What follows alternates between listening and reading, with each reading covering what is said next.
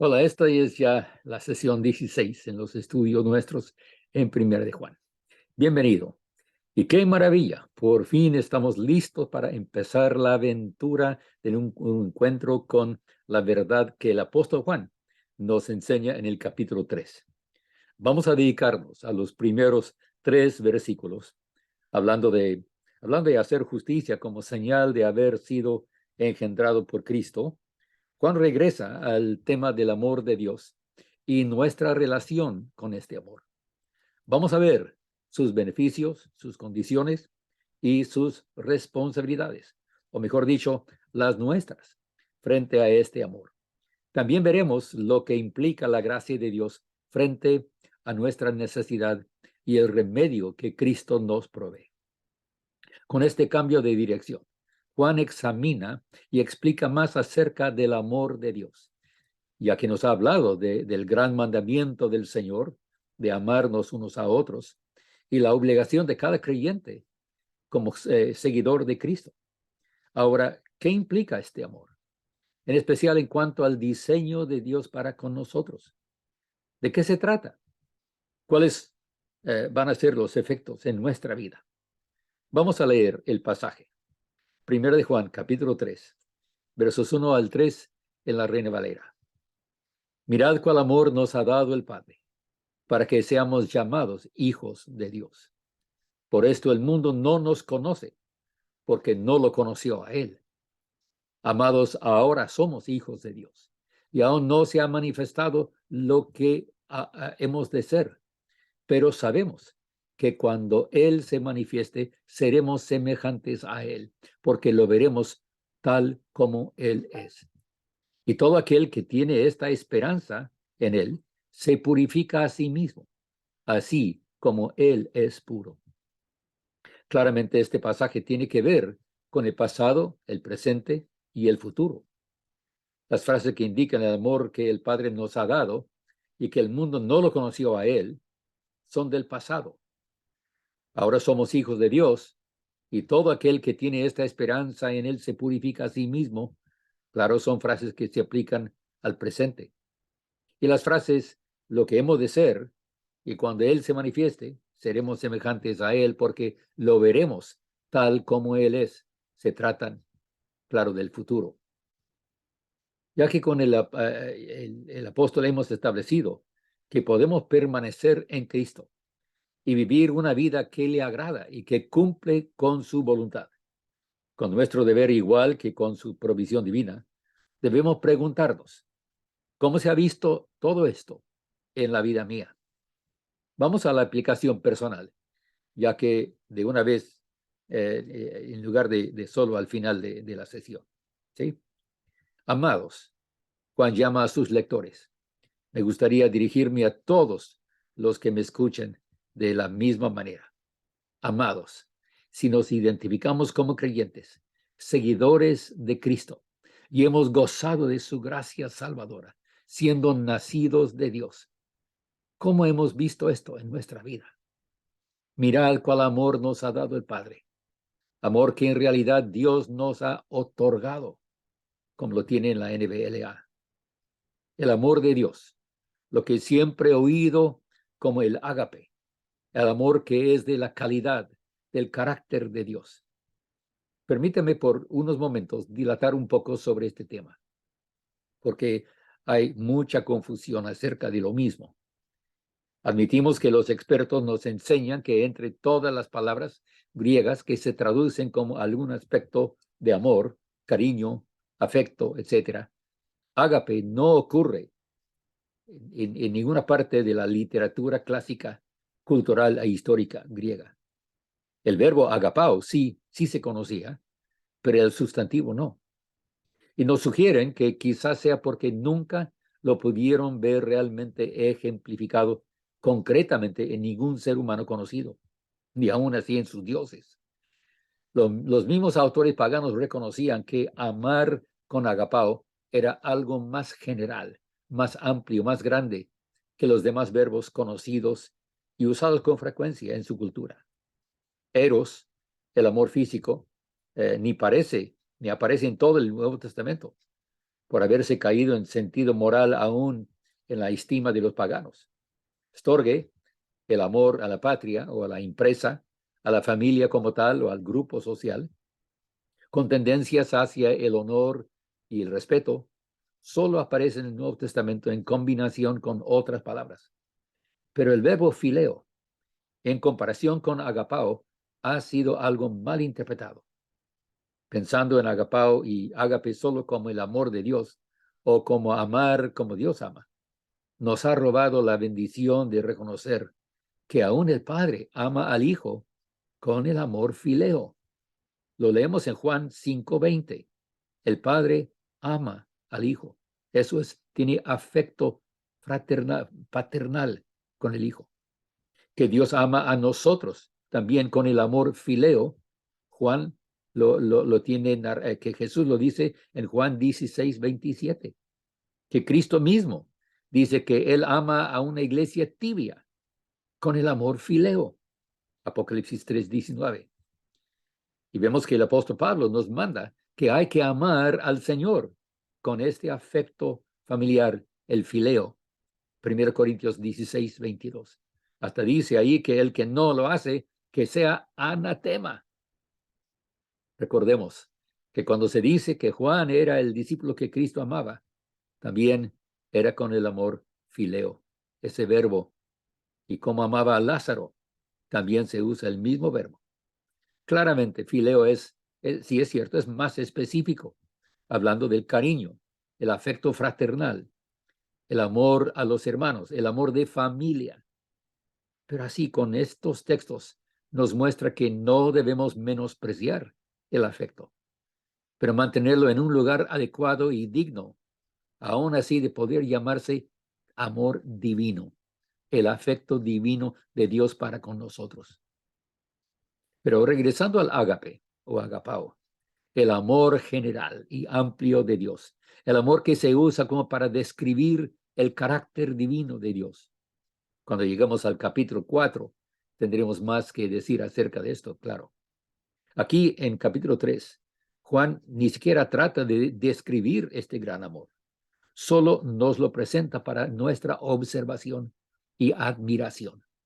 Pero luego liga el hecho de este mismo amor con el propósito práctico de Dios para con nosotros. O sea, ¿qué hace este amor? Los que hemos sido engendrados por Dios y vivimos haciendo justicia, como acaba de decir el apóstol en el capítulo previo. Es por esto que dije que íbamos a hacer la aplicación personal. ¿Qué es el punto principal del amor de Dios? Más que su afecto fraternal, su cariño para con los suyos. Primeramente se reconoce como ser llamado los hijos de Dios, que se relaciona no solo con lo que Dios hizo por nosotros, en el sacrificio infinito y perfecto de Cristo, sino en el tiempo presente, en el cambio de nuestra vida, de ya no andar en las tinieblas del pecado, de tener una esperanza que también tiene el efecto presente de transformar nuestra vida con la característica que Juan llama pureza.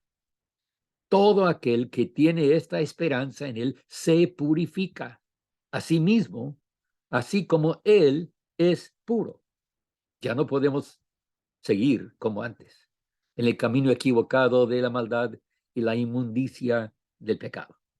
Se purifica a sí mismo, es la expresión aquí, literalmente, sin hacer énfasis en la causa meritoria, ni en la causa directa de esa pureza.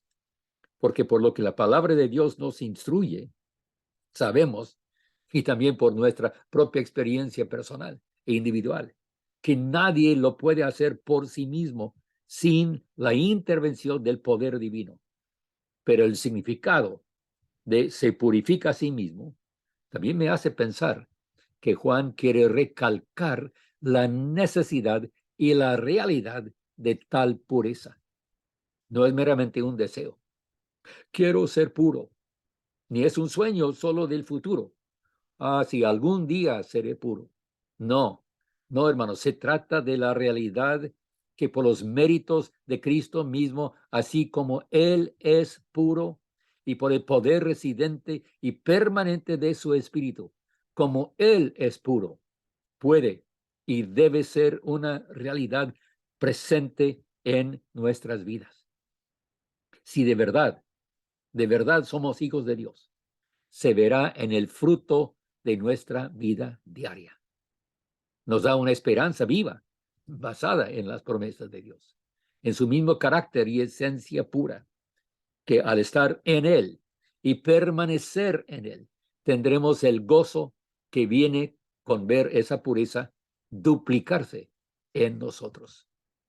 Y Juan nos ha confesado que lo que hemos de ser todavía no ha sido manifestado en detalle, pero la confianza que tenemos es que seremos como Cristo. Creemos que aquí mayormente se trata del estado físico de nuestro cuerpo, porque el cambio moral y espiritual sí se ha manifestado plenamente por el poder transformador de su gracia. Esto es en el tiempo presente. Cristo en su cuerpo glorificado será manifestado en toda su gloria, la brillantez de su magnificencia, que ahora no podríamos aguantar. En ese día que viene seremos nosotros transformados aún en nuestro cuerpo físico para que podamos aguantar en ese día, para que no nos destruya ese brillo en extremo, porque seremos semejantes a Él. Nuestra visión será adecuada y nuestra gloria será estar con Él por siempre. Pero este texto también habla del presente y del pasado.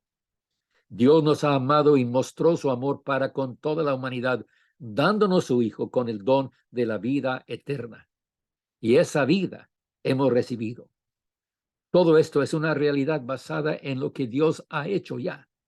Luego, el resultado en el presente es la certeza de ser hijos de Dios, la realidad de ser desconocido por el mundo, como tampoco conoció a Jesucristo. Aquí, conocer se trata más bien de aprobar. El mundo, los judíos en general, así conocieron a Jesús, pero nunca aprobaron su persona ni sus obras. Y así es con los que verdaderamente son los suyos. Y una razón por esta falta de aprobación es la pureza del alma en los que de verdad estamos en Cristo. El mundo conoce bien la impureza, la inmundicia, pero desconoce en realidad, desaprueba una vida pura. Y de nuevo, te pregunto, ¿conoces esta pureza en la experiencia tuya? La realidad de permanecer en Cristo, Juan ahora lo describe como la pureza personal. En la sesión pasada les hice un llamado a confiar en Cristo de manera personal por la salvación. Y también hablamos de que el creyente debe consagrarse a vivir esa vida justa que Juan describe. Pero quisiera repetirlo ahora con el énfasis en la pureza que Juan nos presenta. En las sesiones que vienen vamos a tener que explicar bastante sobre el asunto de la relación del creyente con el pecado. Pero por lo pronto, solo quisiera sugerir que esta pureza que Dios nos ofrece no es un ideal imposible de alcanzar. Bueno, como lo he dicho en otras ocasiones, nadie alcanza la salvación, la obtiene. Es igual con la santidad, con la pureza que Cristo ofrece. No se logra alcanzar por un gran esfuerzo de disciplina, aunque esa disciplina misma sí sea buena y benéfica. Por nuestra fuerza no se alcanza. Purificarnos, como Juan aquí lo describe, es personal, y por eso lo pone en el sentido reflexivo del verbo. Pero Juan mismo está de acuerdo con que la causa meritoria de esta pureza y su fuente en nuestra vida es la sangre de Cristo, que nos purifica de todo pecado. Si en tu vida encuentras un deseo por esta pureza, te invito a confiar en Cristo ahora mismo para que te dé esa pureza, la pureza suya. Es el secreto de la felicidad y el gozo de la vida en Cristo. Si permanecemos en Él, la pureza va a ser el resultado continuo en nuestra vida. Y de nuevo, no es solo un ideal, es o debe ser y puede ser una realidad en la vida mía, en la vida tuya. Ojalá puedas llegar a decirle, gracias, Señor, no solo por perdonarme, sino también por limpiar mi alma, por darme un corazón purificado por la sangre de Cristo. Amén. Soy tu hermano en Cristo, Leroy Lindsay, y me despido con el deseo que esta verdad llegue a ser la esperanza actual de todos. Hasta la próxima, mis amados. Chao.